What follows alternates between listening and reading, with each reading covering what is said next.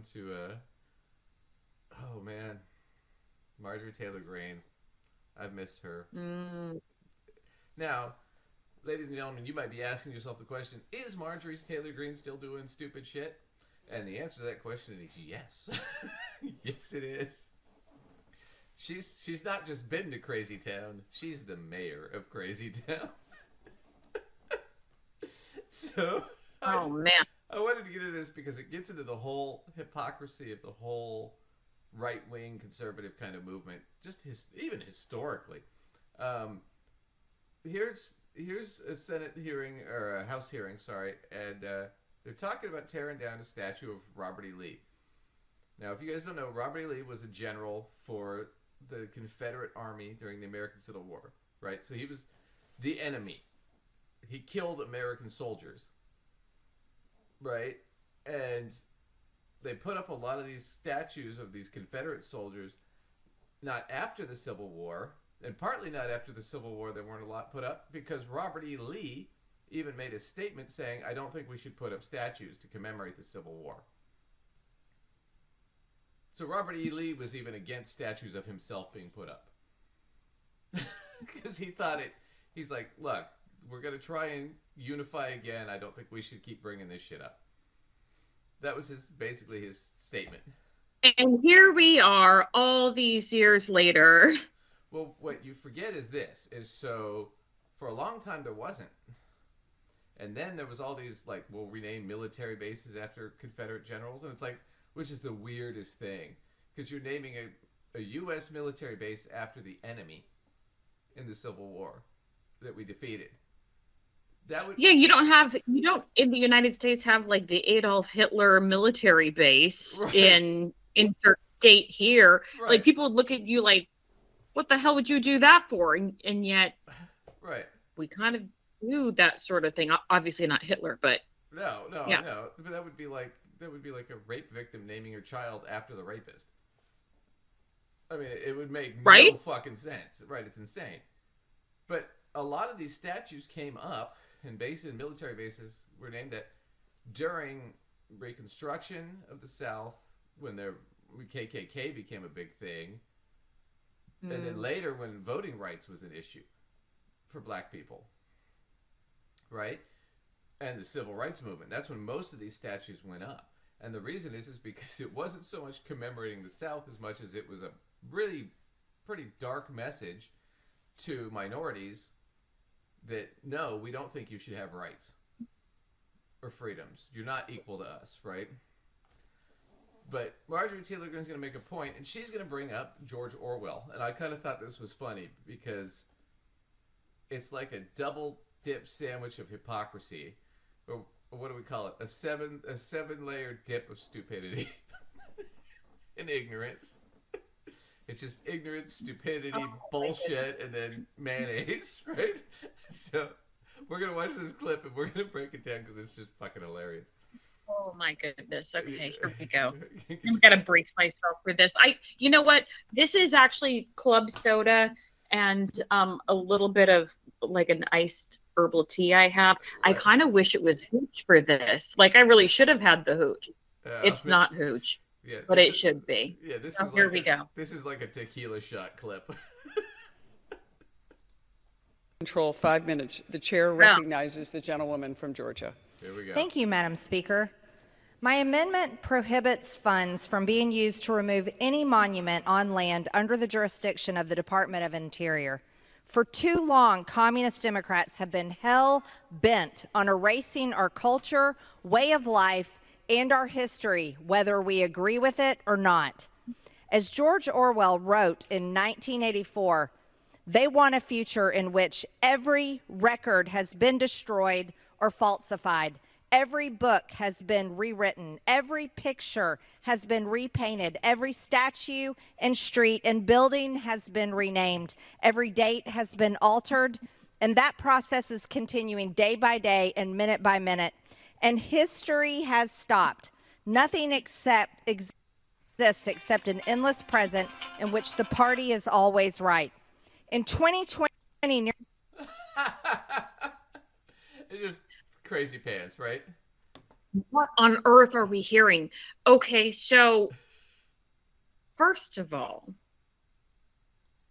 Yeah. isn't she kind of in the camp of, hey, let's censor and ban this and that and the other?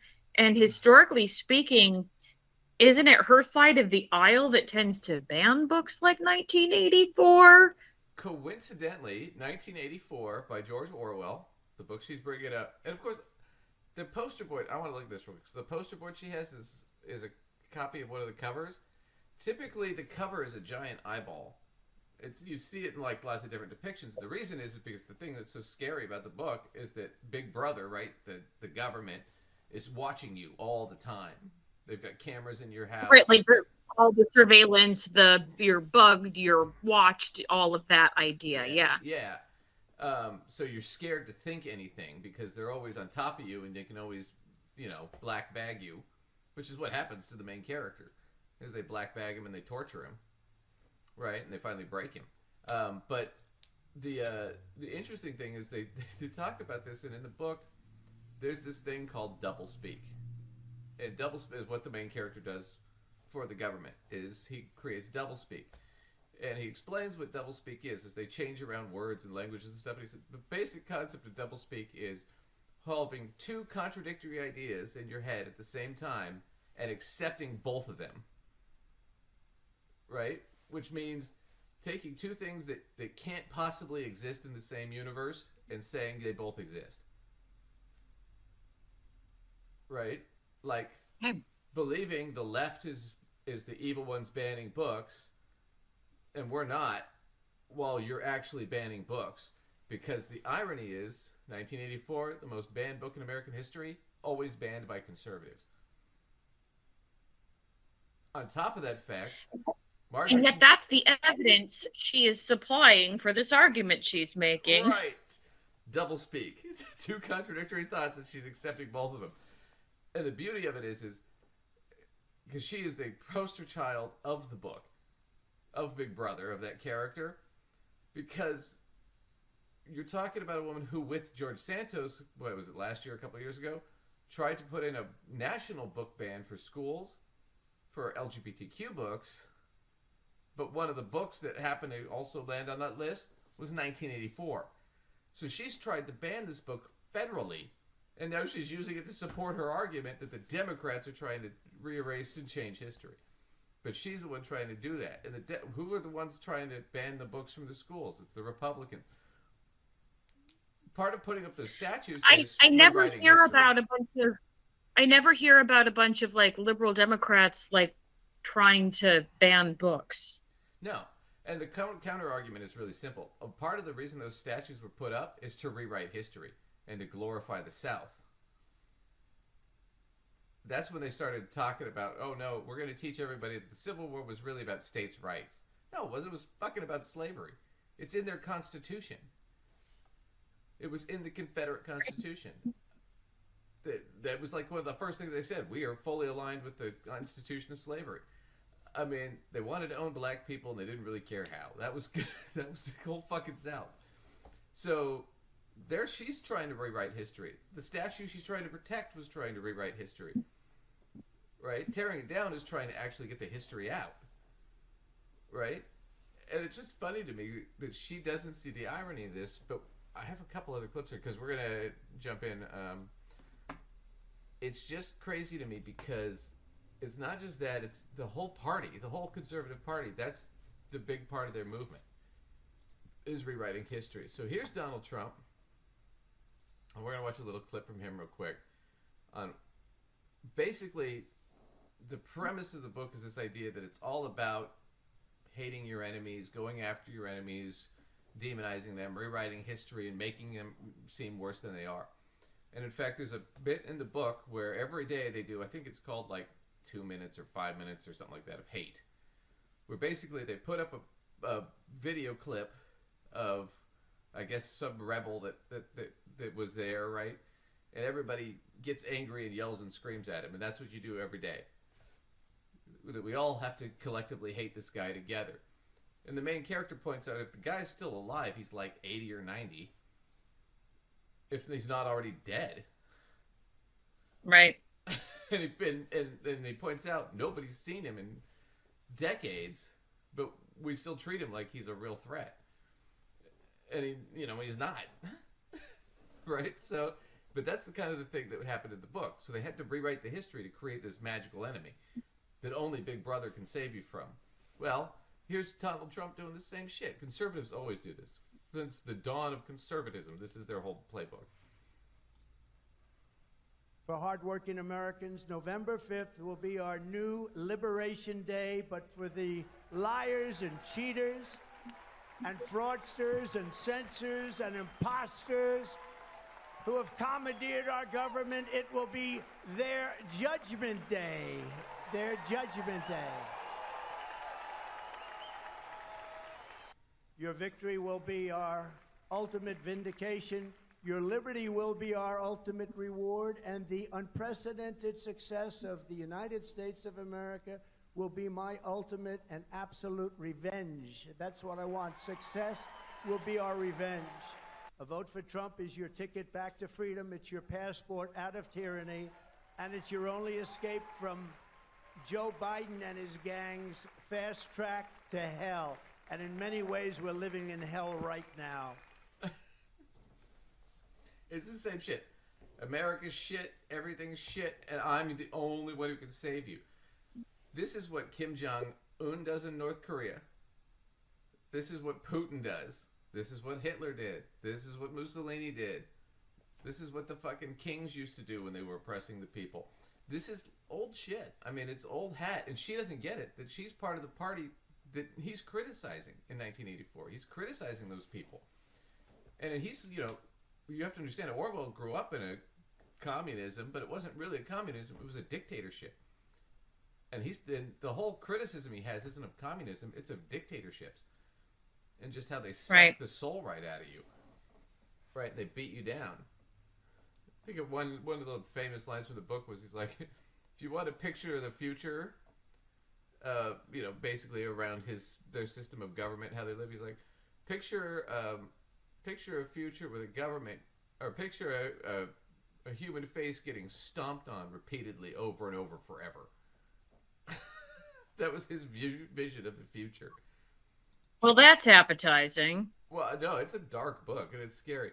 But here's another guy, super conservative Trump supporter, Kenneth Copeland, TV evangelist, has ripped hundreds of millions of dollars off of people. This guy is one of those guys that gets up there, and him and his wife preach that instead of spending money to cure your cancer, you should give us your money and come to church, and Jesus will magically heal you. So give us all your money, and Jesus will heal you.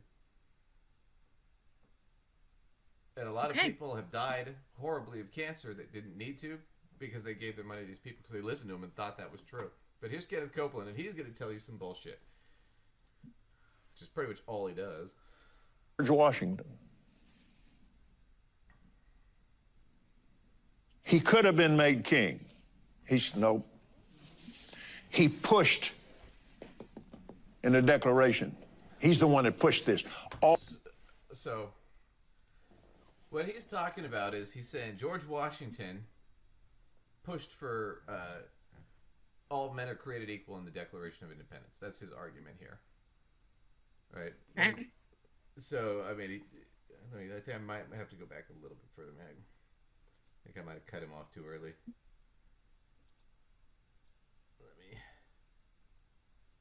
Let me do this. Okay, here we go. Let me try this again. So let's start from here. George Washington. George Washington, yeah. He could have been made king. Nope. He pushed in the Declaration. He's the one that pushed this. All men are created equal. So he turned his Bible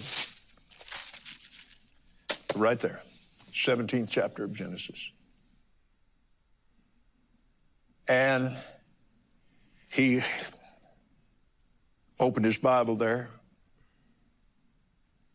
And at that place, so the United States is one of the many nations. That's the reason this country belongs to God. Yes. Because of our first president. Wow. Okay. there's another rewriting. So they always want to push that it's a Christian nation. That's what he's doing right here. And it's a Christian nation because when they did the Declaration of Independence, George Washington, they said, "Do you want to be king?" And he said, "No. I'm going to read Genesis, my Bible, that I brought with me for some reason to this meeting, where we're going to declare war. And I'm going to go to Genesis 17, chapter 17, and somewhere in there where God renames Abram to Abraham, and his wife Sarai to Sarah, and then tells Abraham to circumcise everybody, which is what chapter 17 of Genesis is. I had to go look it up. That's the main thrust, is circumcision. He got all men are created equal from circumcision, apparently. This guy's so full of shit. By being circumcised, clearly. This guy makes his whole money spewing bullshit from the Bible, and he doesn't even fucking know what's in it. On top of that fact, you know what else? George Washington wasn't a part of the Declaration of Independence. There were 5 guys. It was like, was it Jefferson, Franklin, Adams, Sherman, and one other guy. But Washington wasn't a part of that. And most of those guys were not Christian. I don't think any of them were Christian. Well, let's also remember that the big push to, get on these big fat boats and come over here was to escape religious persecution. And let's get more clear on what that meant. That meant having the government force a certain religion on you. Mm-hmm. And they didn't want to be forced to switch religions every time somebody else became in power. They wanted to practice what they wanted to practice. Right. So it also seems sort of weird that suddenly that means the whole nation is Christian. I mean, there are a lot of Christians in this nation, certainly, but that doesn't mean the nation is in and of itself. No. And the other thing about it, too, is the First Amendment is the Establishment Clause. And most people think, oh, well, the First Amendment is freedom of speech. Well, yeah, that's part of it. Freedom of speech, freedom of the press, freedom of religion. But also, they begin that with, Congress shall make no law with respect to religion. Right. They say there is a separation between church. You can't even use a religious argument to pass a law under the First Amendment. No, they shall make no law with respect to religion. I mean, that's the First Amendment. It's the first thing that was on their mind. These are the things that we definitely do not want. We don't want the government hindering speech. We don't want the government telling you what you can believe. One of the words I believe they use is establishing a religion. They sort of fork off the religion idea into 2 segments, one of which had to do with establishing a national religion, which he's sort of insinuating that we have. He might say, "I'm not saying that," but I mean, that's what I don't know. They want sort of saying that or implying it. Once again, back to George Orwell, rewriting the history so that they can control the future. Right?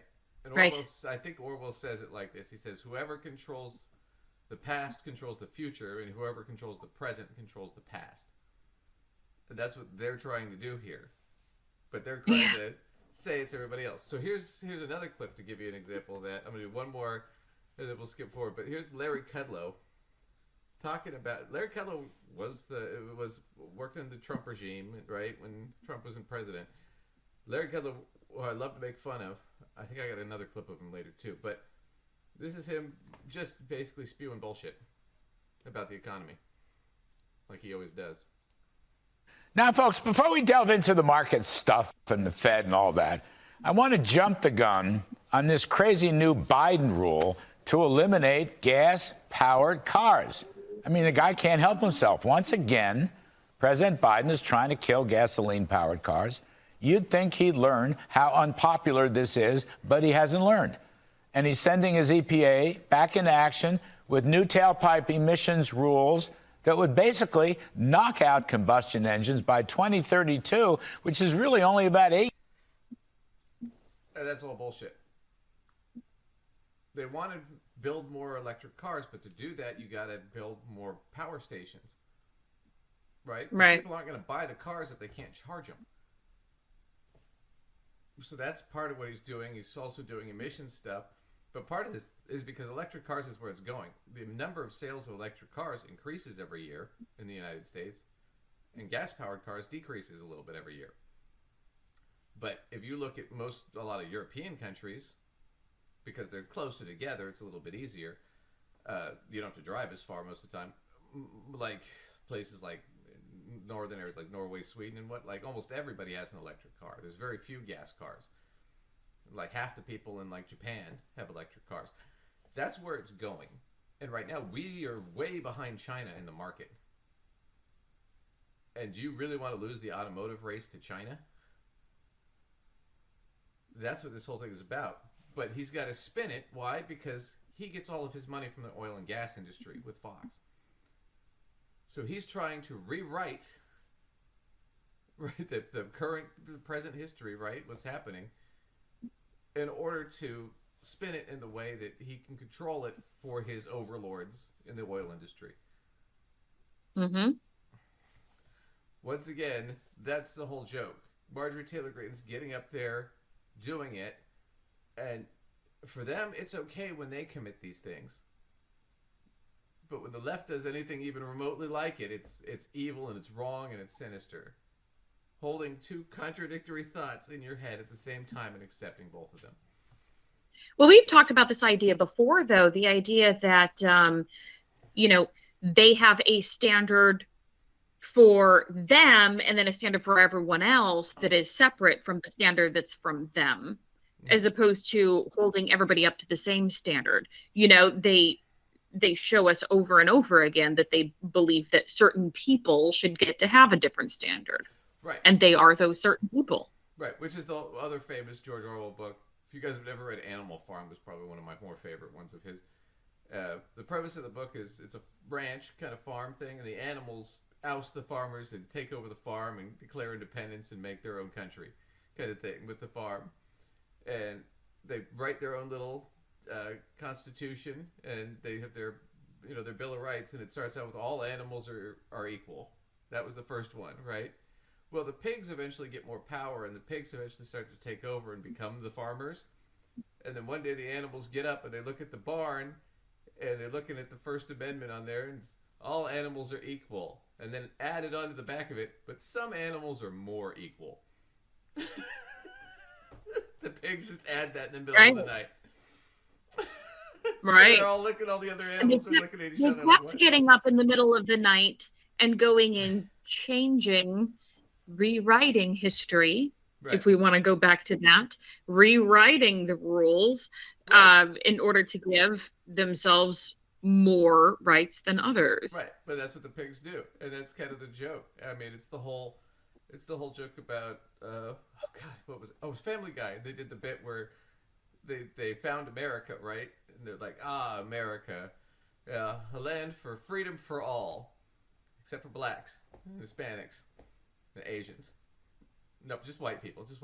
No Italians, no Spanish, no Irish, no, just pure-blooded. Well, women, no. You know what? Fuck it. No rights for enemy. America. Because that's what it was. All men are created equal. Fuck women. All men are created equal. Except for black people, and Asian people, and Irish people, and Spanish people. That's what happened when we created the Constitution. We're all equal, but we're going to keep slavery. How the fuck does that work? See? That's how that all happens.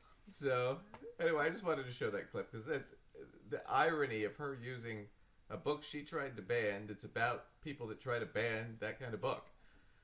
And using that as like she's the hero here. There's so many problems with that whole scenario. I mean, we could be here all day just breaking down everything that was wrong with just that. But we could teach a whole course. We can move on. Right. Well, let's take a quick break and then we'll come back. Is that okay? Yep. All right. Yep.